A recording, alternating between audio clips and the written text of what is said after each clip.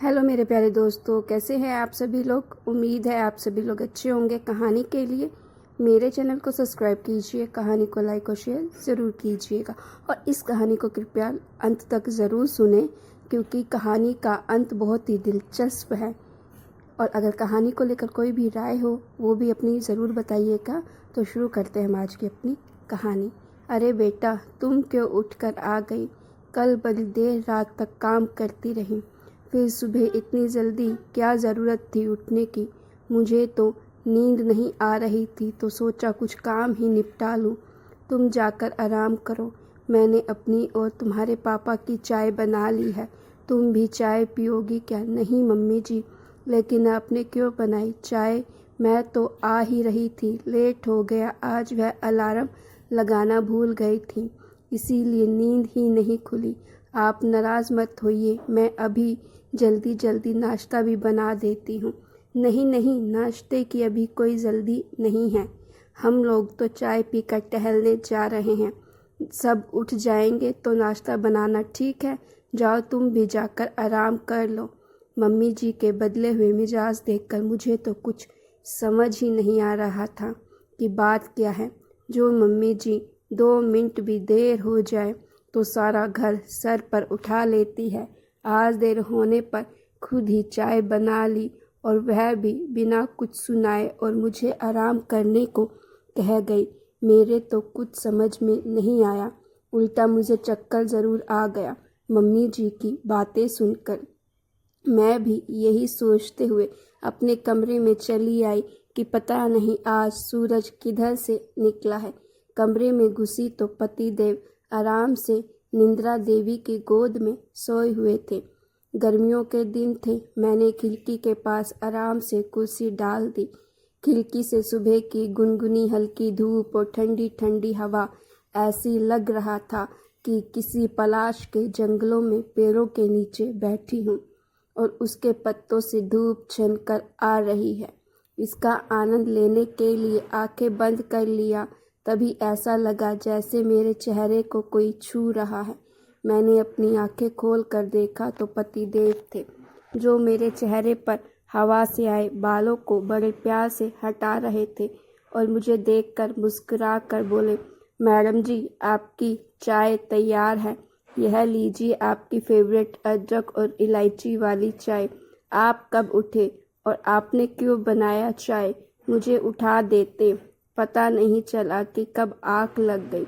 घड़ी पर नज़र जाते ही मेरे तो होश उड़ गए। अरे यह क्या, 9 बजने वाले हैं, अभी तक मैंने नाश्ता नहीं बनाया। आपको ऑफिस के लिए लेट हो जाएगा। सुमन और सुमित को कॉलेज जाना है। आज तो मम्मी जी पता नहीं क्या कहेंगी। मेरी तो खैर नहीं। मैं जैसे ही कुर्सी से उठने की कोशिश करने लगी, पति देव ने मेरा हाथ पकड़कर फिर से बैठा लिया और मेरे हाथ में चाय का कप पकड़ाते हुए बोले, तुम आराम से चाय पियो, नाश्ता बन गया है। मम्मी और सुमन ने नाश्ता बना लिया है और मैंने आज ऑफिस से छुट्टी ली है। तुम मेरे लिए कितना कुछ करती हो, तो क्या मैं तुम्हारे लिए एक चाय भी नहीं बना सकता? हम दोनों आज मूवी जाएंगे और फिर तुम कई दिनों से बोल रही थी ना कि गर्मियों के लिए तुम्हें कुछ शॉपिंग करानी है, तो मूवी के बाद शॉपिंग चलेंगे। मूवी और शॉपिंग के बारे में सोच कर तो मेरे चेहरे का रंग खिल गया, लेकिन फिर अगले ही पल याद आया कि मम्मी जी इन सब के लिए परमिशन देगी तब ना। अभी दोपहर का सबका खाना भी बनाना है और घर की साफ सफाई बाकी है। मुझे कुछ सोचते हुए देख पति देव बोले कि तुम परेशान मत हो, मैंने मम्मी से बात कर ली है और उन्होंने कहा है कि हम लोग जा सकते हैं, उन्हें कोई प्रॉब्लम नहीं है। आज से घर में काम वाली भी आ गई है, साफ सफाई वह कर देगी। पापा और अपने लिए उन्होंने बोला है कि वह खुद खाना बना लेगी।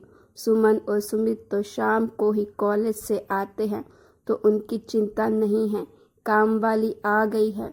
यह सुनकर तो मेरे होश ही उड़ गए।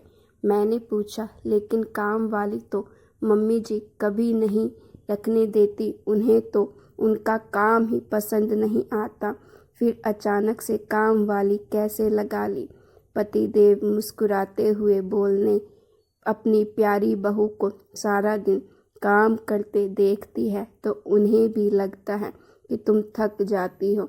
ऊपर से यह पार्ट टाइम काम भी करती हो जिससे घर में मदद मिल सके, इसीलिए माँ ने तुम्हारी मदद के लिए काम वाली लगा दी।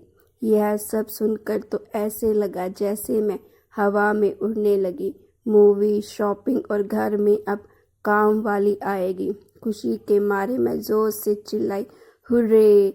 और पतिदेव को गले लगाने के लिए जैसे ही आगे बढ़ी कि बड़ी जोर से दर्द हुआ। दर्द से आंखें खुल गई। देखा तो मैं बिस्तर से नीचे गिर गई थी। सुबह के 5 बजे का अलार्म बज रहा था। पतिदेव बिस्तर पर उठकर बैठे थे और मुझे गुस्से में बोले जा रहे थे, रुचि, यह अलार्म बंद करो। जब उठना नहीं है तो अलार्म क्यों लगाती हो? नींद खराब हो रही हो और तुम नीचे बैठकर क्या कर रही हो? कितनी बार कहा है तुमसे कि अलार्म मत लगाया करो। अब उन्हें कैसे समझाऊं कि शादी के पहले सपने में जो ससुराल देखा करती थी, जिस पतिदेव के सपने देखा करती थी, उसी की खुशी में इतना ज़्यादा खो गई कि बिस्तर से गिर गई। अपने ऊपर हंसी भी आई और दर्द से गुस्सा भी कि सपनों और हकीकत में फ़र्क होता है। हकीकत को जीना सीखो और रुचि मैडम उठो, नहीं तो अभी हकीकत वाली सासू माँ की आवाज़ आ गई तो फिर रात को सोने तक घर में शांति नहीं मिलेगी और मैं अपना हाथ पैर सहलाते हुए अपने वास्तविक ससुराल में एक और दिन की लड़ाई लड़ने के लिए तैयार होने के लिए चल दी। तो गाइस, आपको स्टोरी अच्छी लगी तो लाइक कीजिए और ऐसी स्टोरीज़ के लिए मेरे चैनल को सब्सक्राइब ज़रूर करें।